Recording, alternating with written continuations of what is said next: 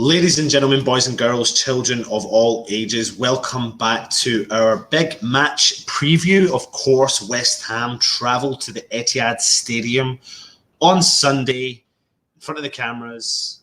And yeah, it's going to be an exciting one. Of course, I am Anton. Welcome back to Irons United.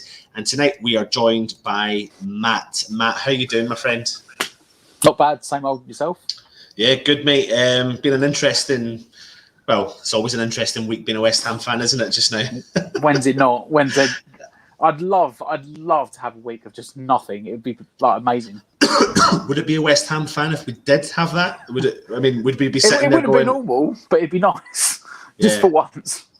Yeah, we certainly don't get that. Listen, before we carry on with our preview, make sure you get your comments in below. Hit the thumbs up. Let us know you are watching. Make sure you do come in on the comments and also just engage with us. We'll try and get a chance to get involved with them as soon as we possibly can. So, of course, David Moyes takes our beautiful, lovely, all rosy West Ham all the way up to the Etihad Stadium. And there's a storm coming, and there's been some small little rumours kicking about that the police are keeping an eye on all the matches, and there's going to be a strong possibility games are going to get cancelled. So make sure if you are travelling, first and foremost, make sure you are safe. Secondly, keep an eye on the fixture, because I think apparently they're going to keep an eye on the weather on Sunday, because it looks like West Ham. Well, I was going to say West Ham are going to get a storm, and there is a storm coming for us, but the whole of the UK is about to get this storm. So just keep an eye on before you make way on Sunday morning, because you don't want to make all that journey and then get caught in a hefty amount of traffic. But of course, we're facing City, who currently sit second in the league, a massive 22 points behind the leaders, Liverpool. Matt, tell me your thoughts on Manchester City this season. Well, as you said, though, they're second and they're having a bad season, so don't really say much frost, does it? I mean, Liverpool have just been like an unstoppable juggernaut this year. I think in any other season, Man City would still be a lot closer, probably up near first. I mean, they've got horrible injuries, but it doesn't matter. They've got like this ridiculously talented squad. Yeah. I'm pretty sure the guys that make up their reserves probably walk into our first team.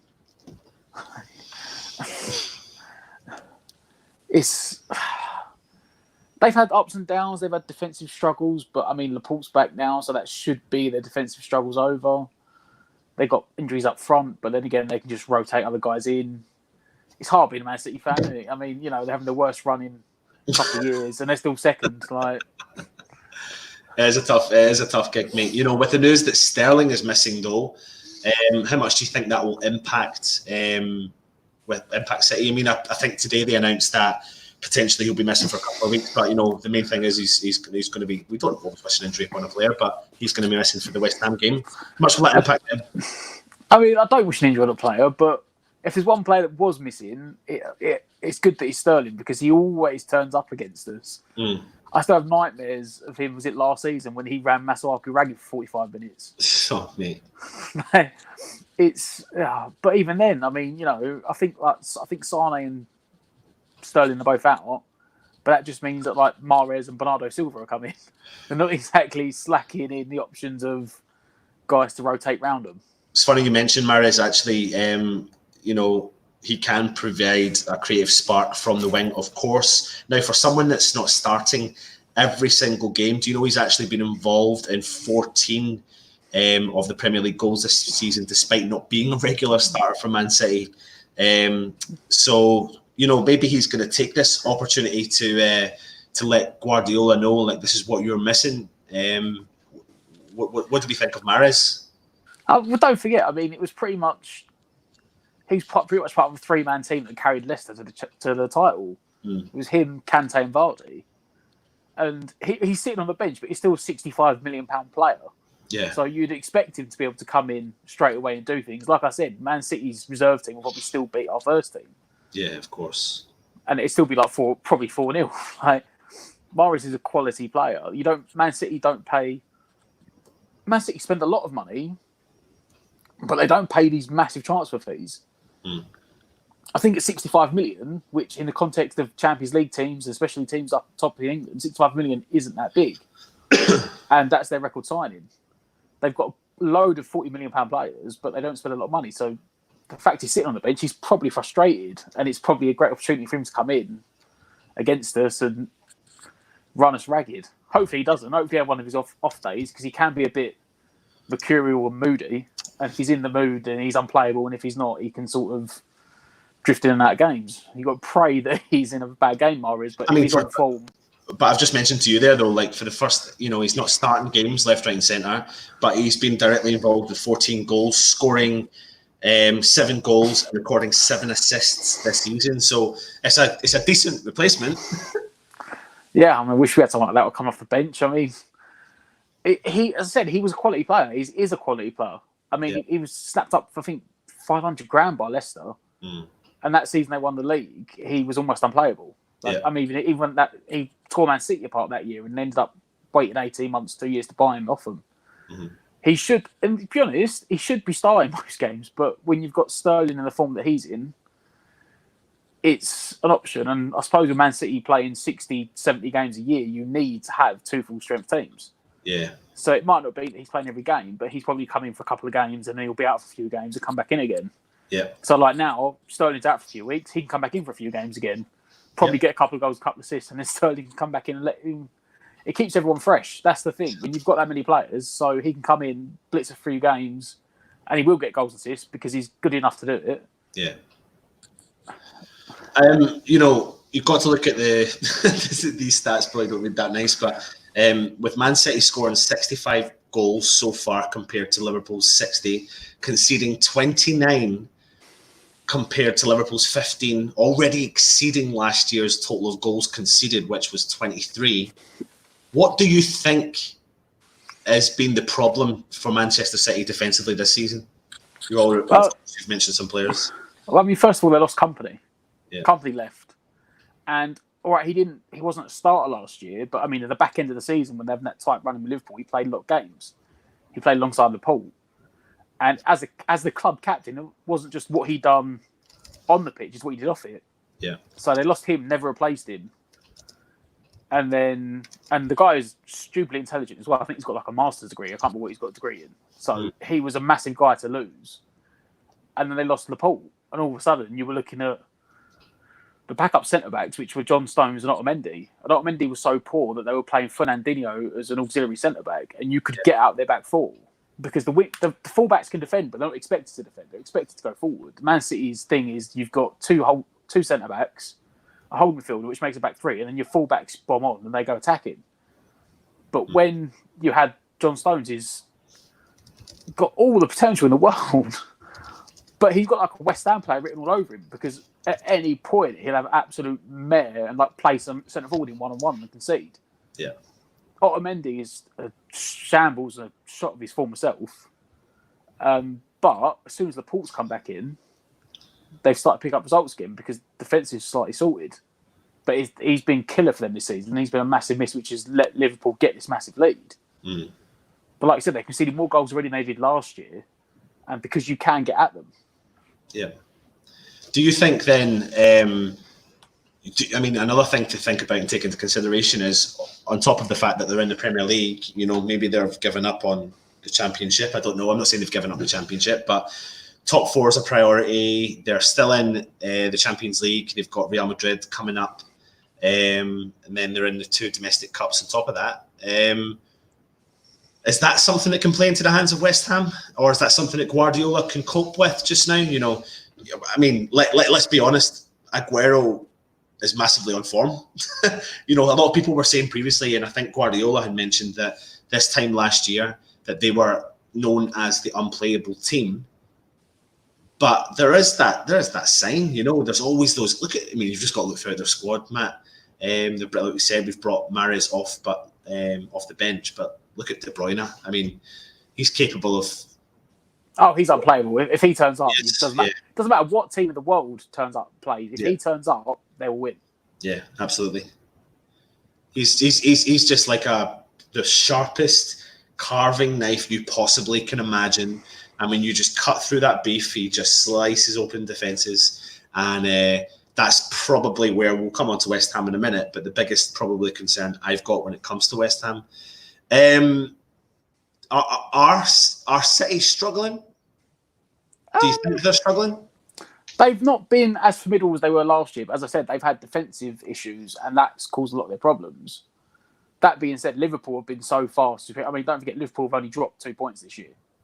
2 points the entire year. They had a draw at the start of the year against Man United. And only conceded 15 goals in comparison Yeah. to. I mean, that's something to look at. You know, I bet you Guardiola and they all do look at the statistics, but he's already conceded 29 goals in all of last season. They competed 23. So if you're Moyes, you're sitting there going, okay, there's something interesting here. I mean, we'll come on to West Ham in a minute, but with regards to Guardiola, do you think he is actually concerned about that?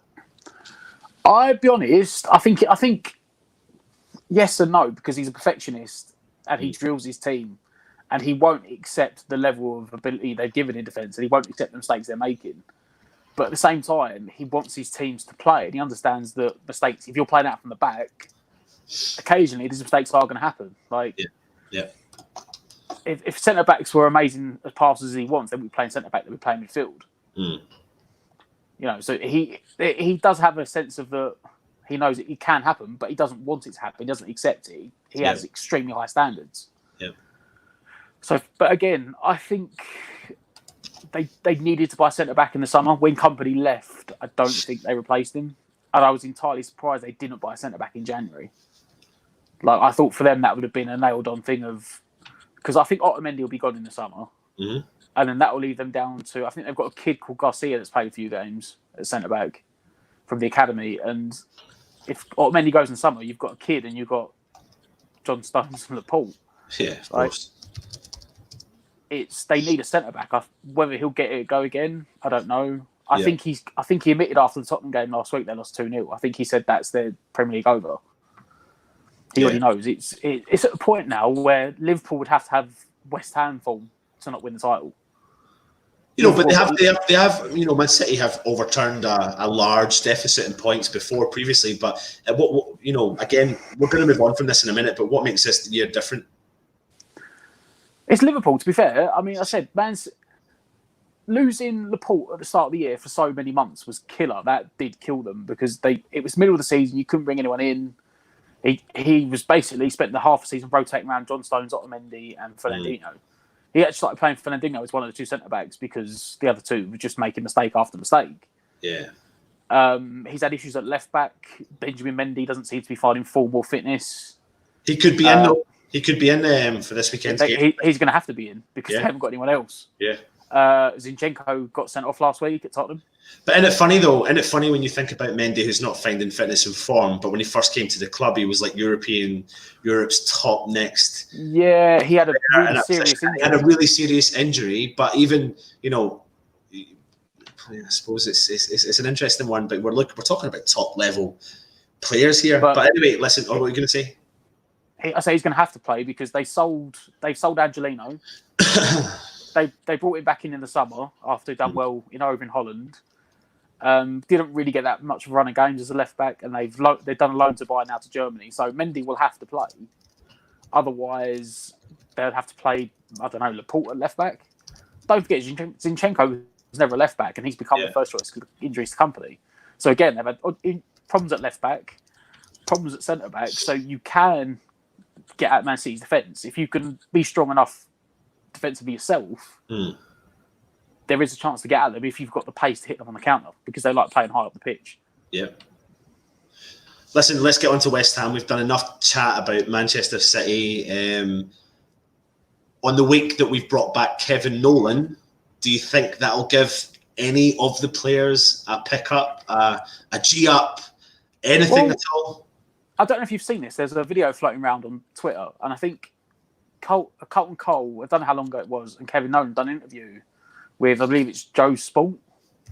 Well, I think like a social media news company. I know they've got a big presence on Facebook. And he spoke about when he was at Notts County as manager. And he said they were pushing for the title and they were playing Barnet, who were bottom of the league. And they did the West Ham. They basically went, we're too good for them. Doesn't matter. They strolled up and they got turned over. They lost to the team bottom of the league. And he was absolutely mental. Yeah. And he was explaining it. He said the next morning, they got home at midnight that night. He called them back in at 6 o'clock the next morning, sat them down in training. He said, I remember everything in the game. So I knew everything had already happened. And I got the footage back. And he said, I stopped it. And he's like, what's happened next?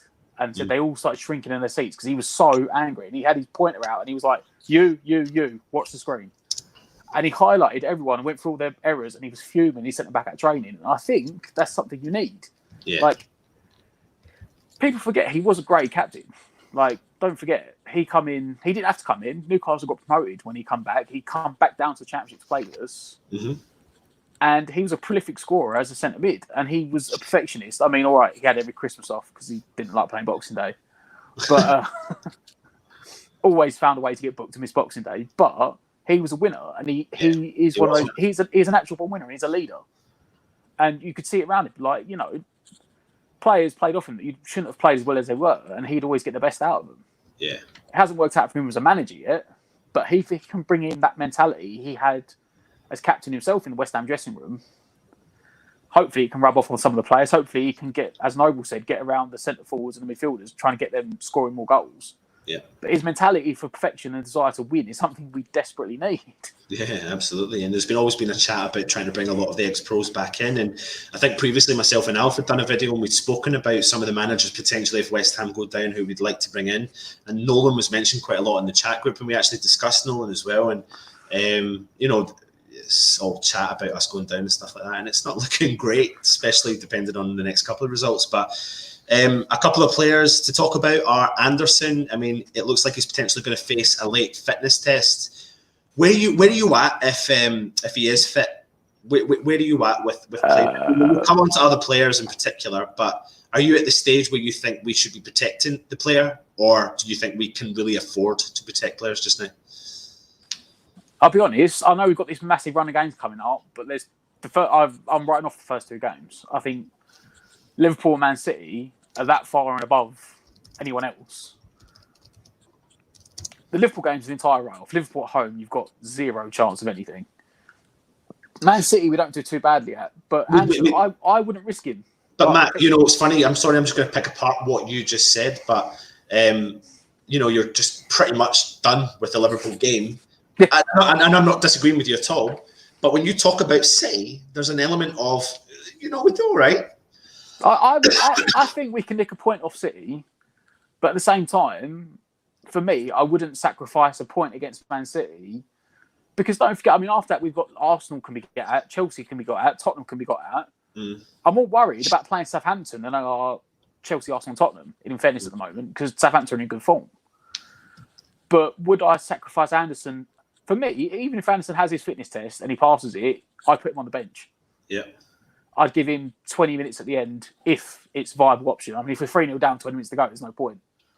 Give him like a run out of like 5 minutes at the end just to give him some fitness.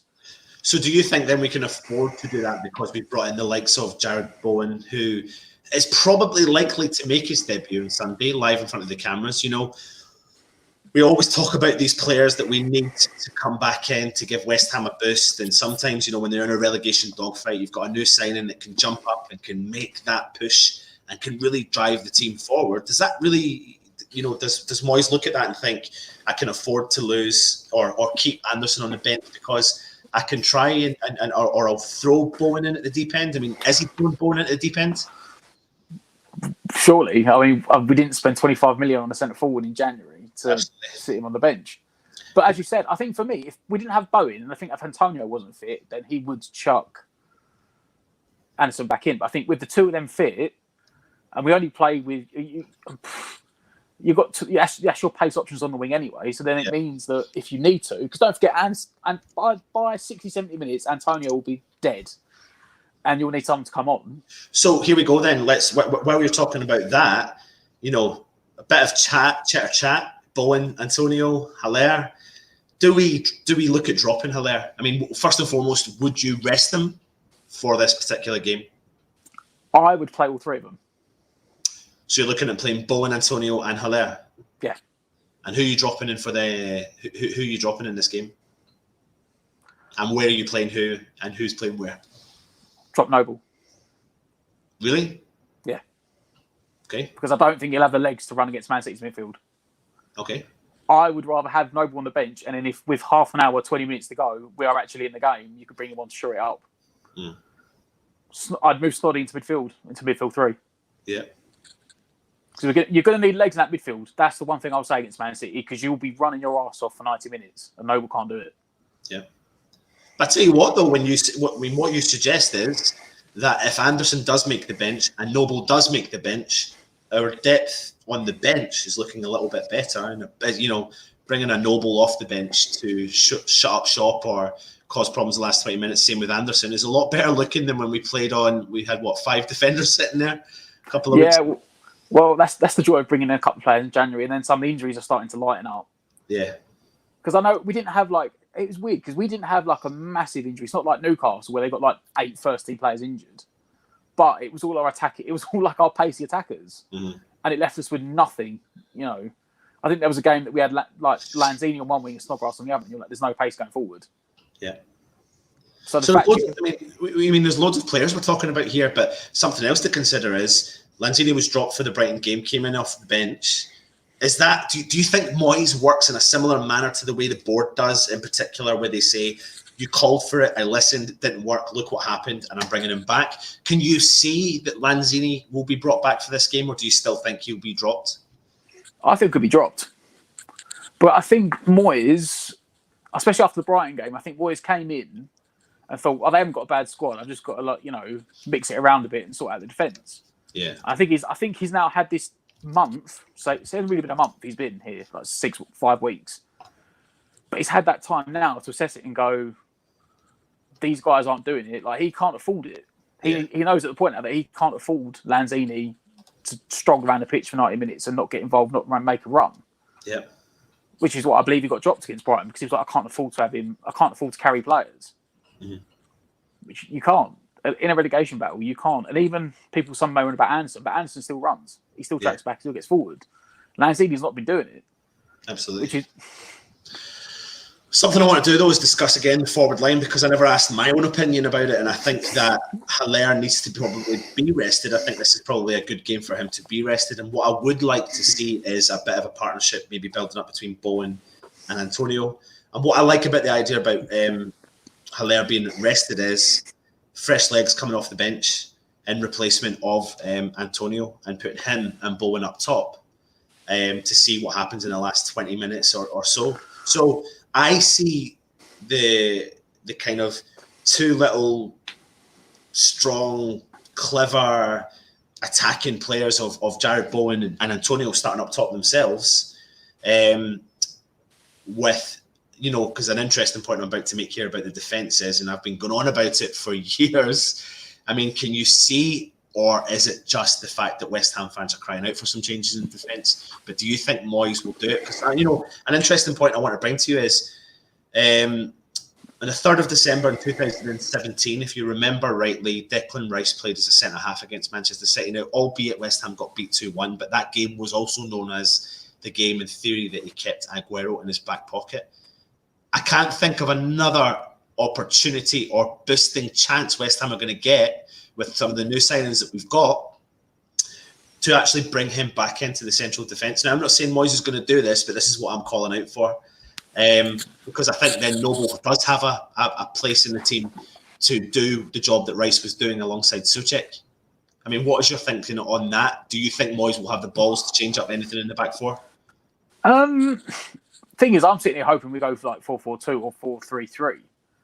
But we've got to realise that Moyes has this tendency away from home to play 5 at the back. Yeah. So straight away, that's going to mean Masuaku and Fredericks at wing backs, Creswell left centre back.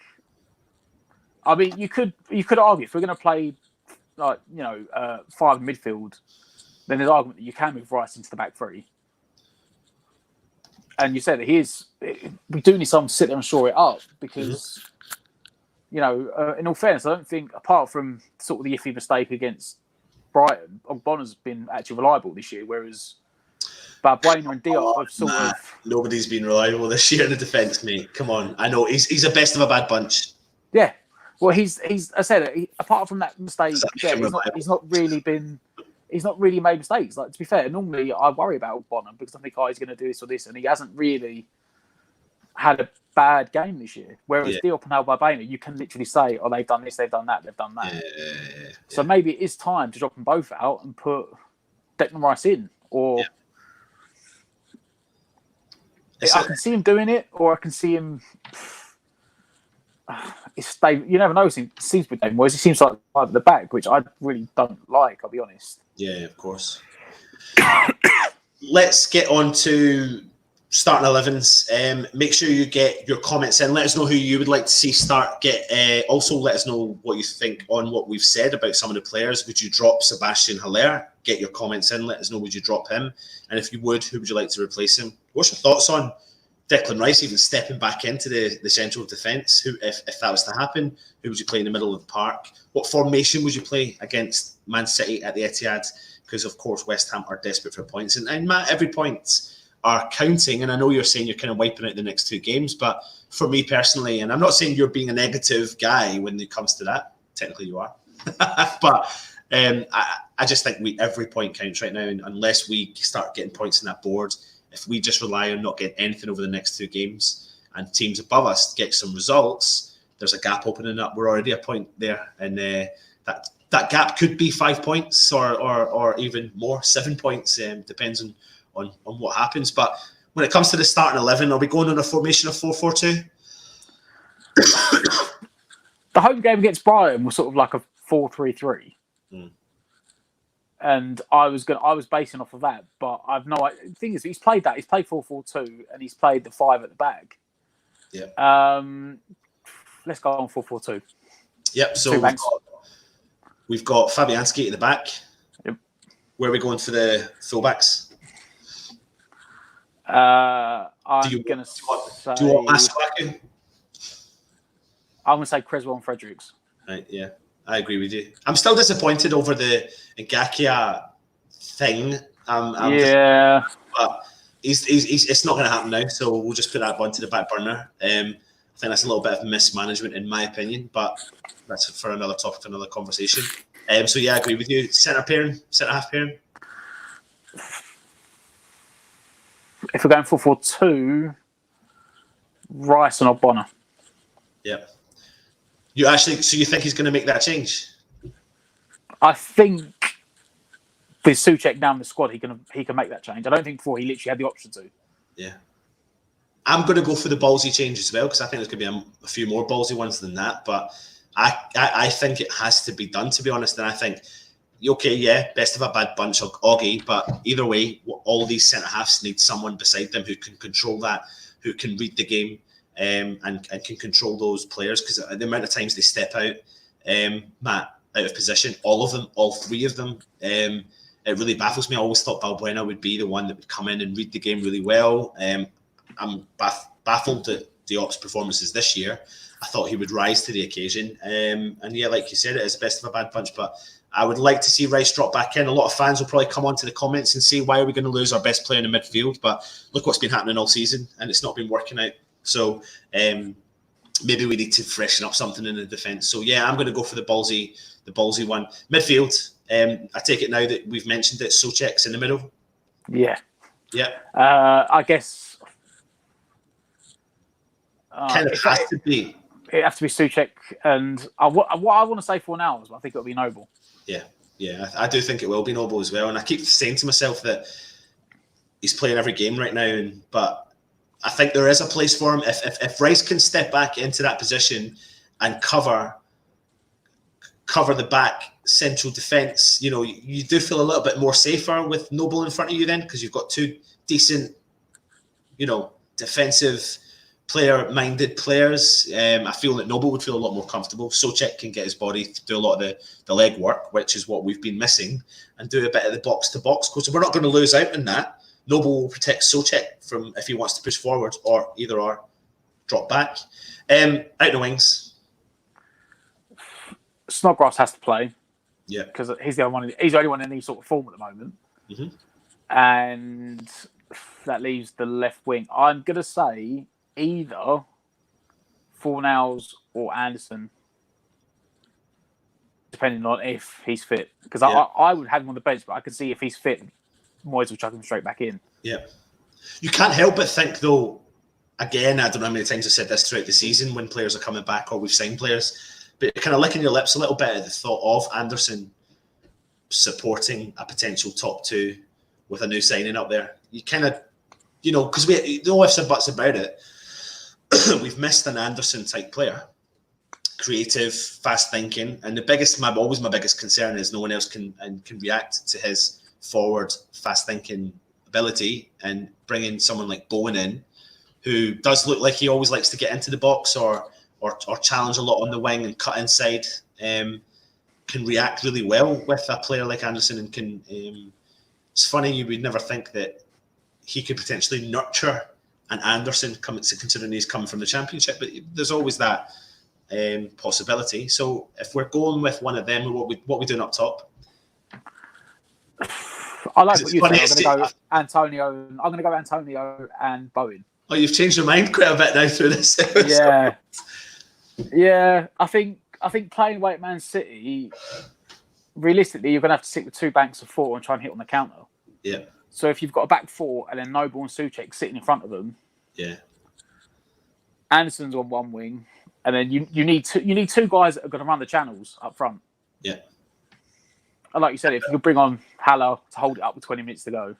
But what's interesting is, even if Anderson doesn't make it as Fornals, then you've got Anderson, Haller, and well, we're going to say Noble on the bench.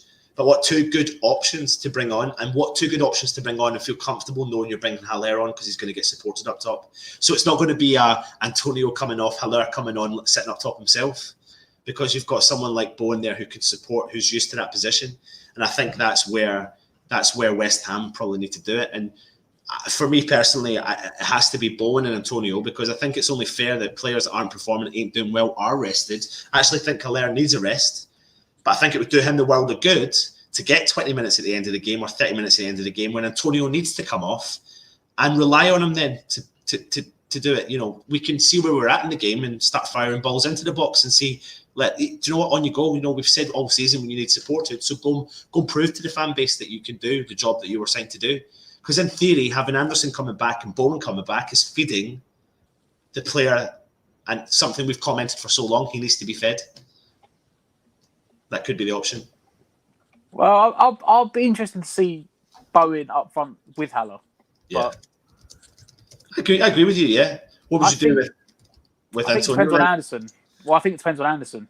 Yeah, because don't forget, against Brighton, Antonio started out on the left, so there is a possibility that if Anderson isn't fit, he may chuck Antonio out there. Yeah, of course. In which case, he might go Haller and Bowen up front. Yeah. But if Bowen's upside him, Haller's always looked better this year when someone's played up front alongside him. Yeah. He seems a different player than he is when he's up front on his own. So if you do go 2 banks 4 and then leave Bowen up front with him, because Bowen, you've seen Bowen will run around and Bowen will run the channels. Mm-hmm. It's just, I suppose it's actually nice for once that we've got some players and we don't have injuries enough that you don't actually know what team's going to play. You actually got options for once, which we don't seem to have had recently. Yeah. But listen, let's get on to that interesting time of the preview. I've asked people in the group chat, in the group there, to talk about the predictions for the game this weekend. They're all coming in thick and fast. Before we do it, make sure you hit that subscribe button. There is a subscribe button somewhere. You have to be logged into your YouTube account when you are subscribing. And also, when you're hitting that thumbs up, you have to be logged in. So if you haven't logged in, just log in with an email address and hit that lovely little subscribe button. On top of that, there's a little bell beside it. It's a notification to let you know when our videos are coming up. There will be regular content. Of course, hit the thumbs up, get the comments in. Also get the comments in when the video has been put up after the live stream. So make sure you do that. Matt, over to you, my friend. You're always a bit of a half glass empty sort of guy. Don't blame you. West Ham fans are right now. But where are you at? Can West Ham nick anything at the Etihad? I could see it being a 1-1. Oof, love it. I could see us nicking a point, but I could also see us losing like 4-0. So yeah, of course. It depends. It entirely depends on which De Bruyne turns up. Will have a big because I still remember that game. Was it last year or the year before when we were 1-0 up and De Bruyne put in 2 worldy balls and that was like crosses from 40 yards. Yeah, and that was the difference between the 2 teams. They scored both them crosses. Yeah. So it doesn't bother me that West Ham haven't beaten Man City since 2015. It doesn't bother me that we've conceded 26 goals in 9 games since then, and it doesn't bother me that West Ham have only scored 4 goals since that. So I am going to remain positive. I am going to do it. Can't help it. It's just in my nature. It doesn't matter. I always do it. So I'm going to go for a 2-1 victory to West Ham. Because I think City are there for the taking. I'm not saying, of course there's that thing where you sit there and you go, it can be a tight West Ham win or an absolute horrible defeat because our history is 5-0, 4-0. We don't have, the fight, the determination. But one thing that none of us can sit here and say is we've not seen a Jared Bowen in a set-up of West Ham with 2 up front. We've not seen potentially Rice drop back into the defence if Moyes has the balls to do these sort of things.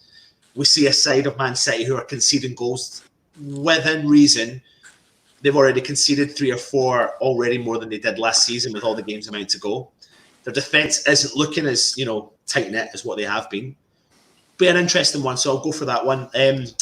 So let's quickly jump into some comments before we go. Matt, get your comments in. Let me know what you thought on our predictions here. Do you think Sullivan will announce the club trying to buy Messi in the summer? Welsh Hammer. Listen, Welsh Hammer, all you need to do is go onto our Facebook page and Twitter page and have a look at one of the memes one of our guys from Manchester United made up. It's actually quite hilarious regarding Sullivan and gold. So, yeah. What's this here? Whole club is Messi. Yeah, of course it is. I honestly think, this is from Moby Dick, I honestly hope the new signings can make a difference as we need major luck to stay up. Do you think they will make a difference, Matt? I think they do. I think I said Souček. I don't know which one will make more of a difference because Souček gives us legs in midfield, which you've needed for years. Like, Noble can't run like he could 10 years ago. Let's be fair, even 5 years ago. He said himself, he's nearly 33. He can't keep doing it. Yeah. And we've needed those extra days. And you could see it in games this season where Noble just is struggling so hard to get up and down the pitch in the last 20 minutes. Yeah. And Bowen is one of those players where he's coming mid-season and he's an unknown factor for a lot of teams. Yeah. Like, Chelsea played him. He played against Chelsea the other week for Hull and he was Hull's best player against Chelsea. So he's got an unknown factor. He could be one of them, amazing players that keeps you up. Yep. Lots of comments coming in there slagging off me for the prediction. But listen, Nigel in particular who's watching, I'll let you know that several times I've actually been all right in my predictions, in particular when it goes against the grain. And I'll always bring up the Newcastle away last season when we beat them 3-0. I actually predicted the exact score. So this is a different ball game. This is a different ball game. I'm very aware of that. But hey ho, I'm wishful thinking. Let's get on here and see what the rest of people are saying. People are saying here, Fab, Freddie, Oggy, Diop, Creswell, Rice, the new midfielders, Souček, the Noble, Bowen, Haller, Antonio. For me, 4-3-3, 4-5-1 when defending. It's an interesting one because I don't really know if we know what Moyes will do again. It's a bit like we're back to that time. So we'll see. People are saying Masuaku would be good in Anderson's position. No, he wouldn't. He tried to play that position last week and he gave away 2 goals in 4 minutes. Yeah. People are saying here Masuaku is a liability. So that was from Masuaku one was from JPWHU TV, and then Moby Dick saying Masuaku is a liability. Let's have a look here. Loads of other comments, but I'm just trying to see. Right, so Nigel Can, of course, has put up a 4-0 defeat to West.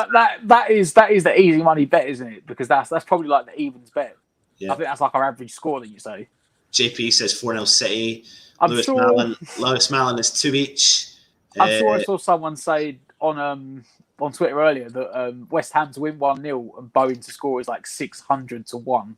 600 to 1? That can't be right, mate. That can't be 1-0 and Bowen to score. Yeah, it's got to be Bowen to score and West Ham win 1-0. That's worth a fiver, guys. That is worth a fiver. I'm telling you now.